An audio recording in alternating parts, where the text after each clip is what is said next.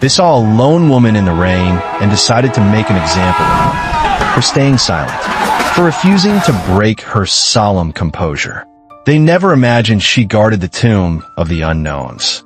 The October sky over Arlington, Virginia, had been weeping since dawn, a cold, persistent drizzle that clung to the air and turned the hallowed grounds into a watercolor of muted greens and solemn grays.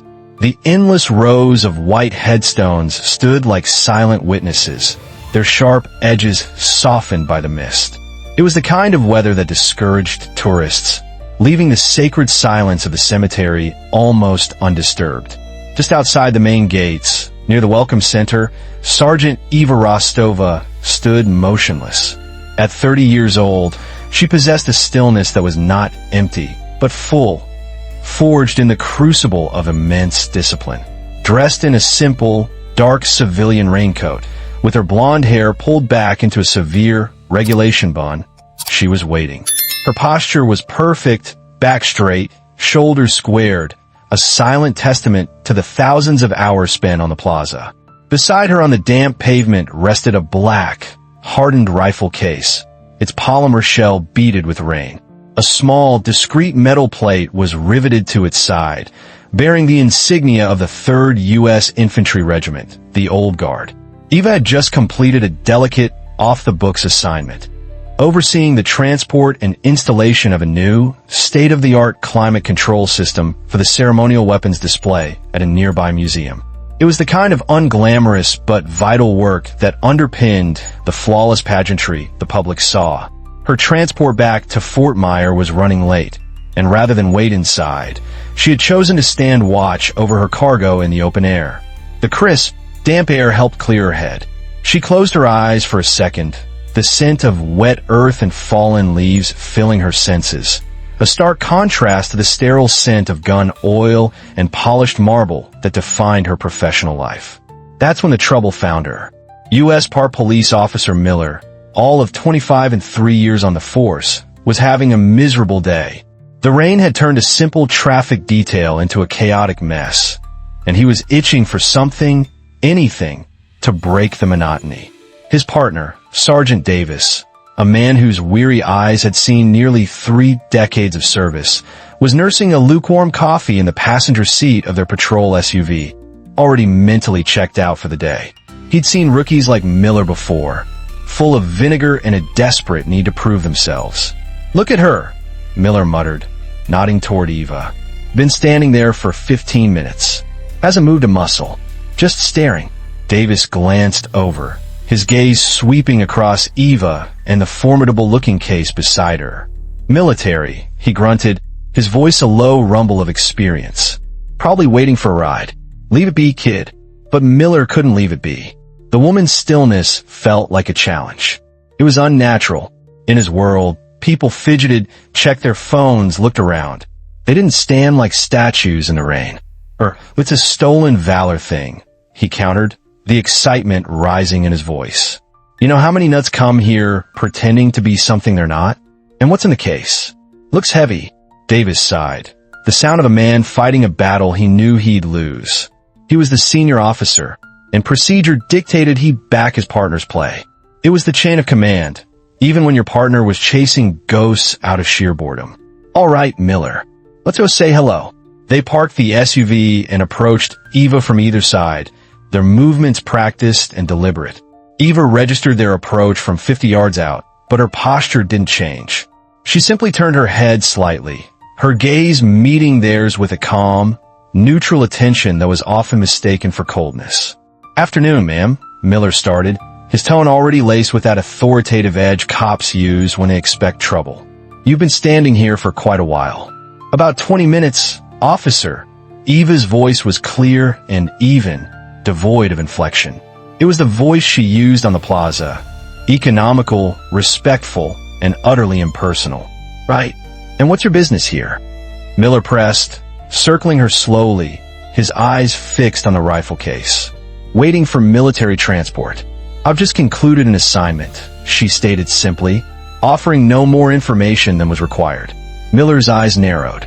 Her brevity felt like evasion. "An assignment? What kind of assignment?" He gestured impatiently at the case. "And what's in there?" "Ceremonial equipment," Eva replied, her gaze unwavering. "I'm with the 3rd Infantry Regiment." Davis, who had been hanging back, stepped closer. He recognized the old guard insignia on the case. His gut told him this woman was legitimate. "Miller, the 3rd is stationed right here at Fort Myer. They're the ones who guard the tomb." But Miller wasn't listening to his partner. He was focused on Eva's refusal to be intimidated. "Anyone can buy a case with a fancy sticker, ma'am. I'm going to need to see some identification." Without a word, Eva reached inside her raincoat, her movements economical and precise. She produced a standard military ID card from her wallet and handed it to Davis. He took it, studying the details. "Sergeant Eva Rostova," he read aloud. "Looks good to me, Miller. Says here she's active duty, stationed at Myer." Miller snatched the ID from his partner's hand, giving it a cursory, dismissive glance. "Could be a fake. We see high-quality fakes all the time." He handed it back to Eva. "You got travel orders for this." "Assignment?" Eva's training was a fortress of patience. She reached back into her coat and produced a folded set of official documents, stamped and signed, detailing her task.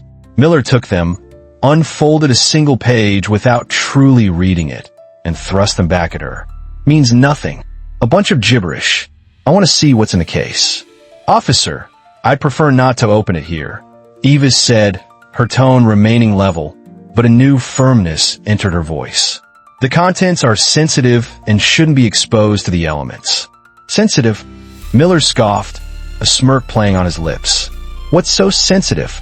You got a nuke in there." "It's a service rifle, officer. Specifically, my M14 ceremonial rifle, along with my gloves and inspection kit. They are government property and part of a consecrated duty." The mention of a rifle flipped a switch in Miller's brain. All nuance was lost, replaced by a surge of adrenaline. "A rifle?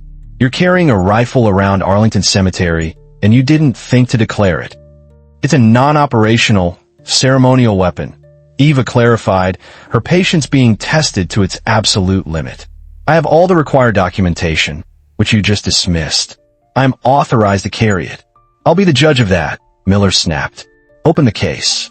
"Now." "That's a lawful order." A small crowd had begun to gather. A young couple, a family with children, and an older woman in a black coat, her face etched with a quiet sorrow. She wore a small, gold star pin on her lapel. They all watched, sensing the tension spiraling into something ugly. Eva stood her ground.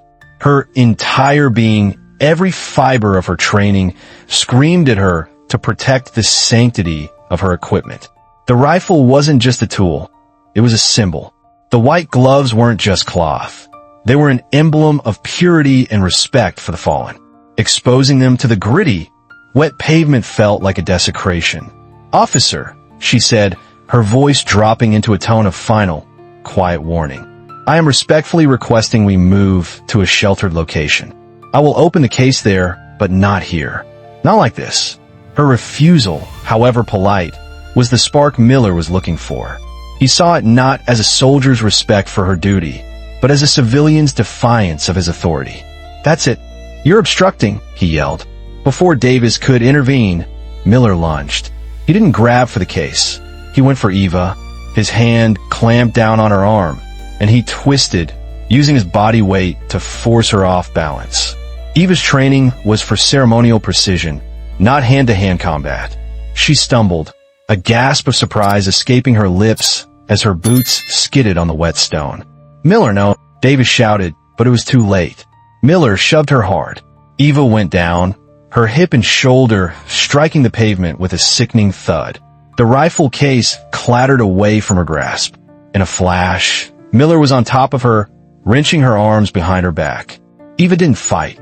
The moment she hit the ground, her body went rigid, her mind retreating into the stoic endurance she had mastered. She lay there, face pressed against the cold, damp ground, as the cold steel of handcuffs bit into her wrists. The crowd gasped in unison. The Gold Star mother brought a hand to her mouth, her eyes wide with horror. A young man, no older than 20, had his phone out and was recording, his shaky hands betraying his shock. An elderly man in a VFW cap, who had been watching from a distance, pushed his way forward. "What in God's name are you doing to her?" he demanded, his voice trembling with rage. "Can't you see the insignia on that case? That's the old guard. She's one of the Tomb Sentinels." Miller, high on his victory, rounded on the veteran. "Stay back, old man. This is police business." She was refusing a lawful order and carrying a weapon. She was showing you respect for her uniform. "You damn fool," the veteran shot back. Davis looked down at the cuffed woman on the ground, then at the horrified faces in the crowd, and finally at the rifle case lying forlornly in a puddle. A cold dread washed over him. They hadn't just made a mistake. They had committed a sacrilege. Up in the Welcome Center, a vacationing Air Force captain had seen the whole thing unfold through the large glass windows. He'd recognized the case and Eva's bearing immediately. His phone was already pressed to his ear, connected to a number not found in any public directory, the direct line to the operations desk at the 3rd Infantry Regiment. "This is Captain Price," he said, his voice tight with urgency. "You have a sentinel in distress at the main gate. U.S. Park Police. It's hostile." The response was not a siren. It was a silent, deadly wave of precision. Less than 5 minutes after Captain Price's call, 2 black Chevrolet Tahoes with government plates swept up to the curb. They moved without haste, but with an undeniable purpose that made the air crackle. The civilian traffic seemed to part for them instinctively. The doors opened in perfect sync. From the lead vehicle emerged 4 military police officers.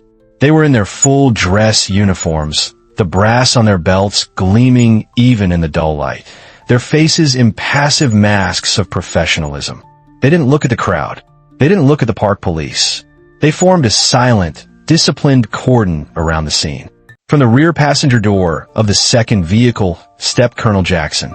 He was a tall, imposing African-American man in his early 50s, his own service dress uniform immaculate, the eagle insignia on his shoulders seeming to carry the weight of the nation. He was the commander of the 3rd U.S. Infantry Regiment. He was, in effect, the keeper of the tomb. He surveyed the scene in a single, sweeping glance. The gawking crowd, the 2 agitated park police officers, the discarded rifle case, and Sergeant Rostova, his sentinel, cuffed on the wet ground. A flicker of something cold and dangerous passed through his eyes before being replaced by an expression of absolute, controlled authority. The crowd fell silent. The young man who was live-streaming lowered his phone slightly, as if realizing he was now in the presence of a different kind of power. Even Miller, who had been puffing out his chest moments before, seemed to shrink under the colonel's gaze. Colonel Jackson walked directly past the 2 officers as if they were invisible. He stopped beside Eva and looked down at her. His voice, when he spoke, was not loud, but it cut through the damp air with the clarity of a bell. "Sergeant Rostova." Eva tilted her head up from the pavement. "Sir." Her voice was steady, a rock in a sea of chaos. "Are you injured?" "Negative, sir. Just scrapes."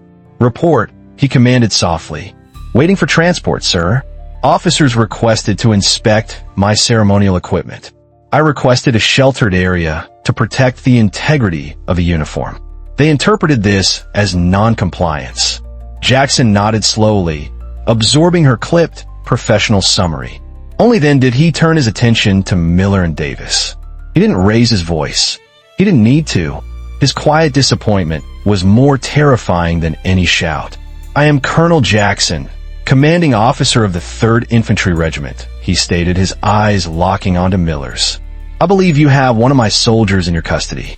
Miller, his bravado rapidly evaporating, stammered, "Sir, this woman was uncooperative. We had reason to believe she was a threat. She admitted to carrying a rifle. A threat." Colonel Jackson repeated the word, letting it hang in the air.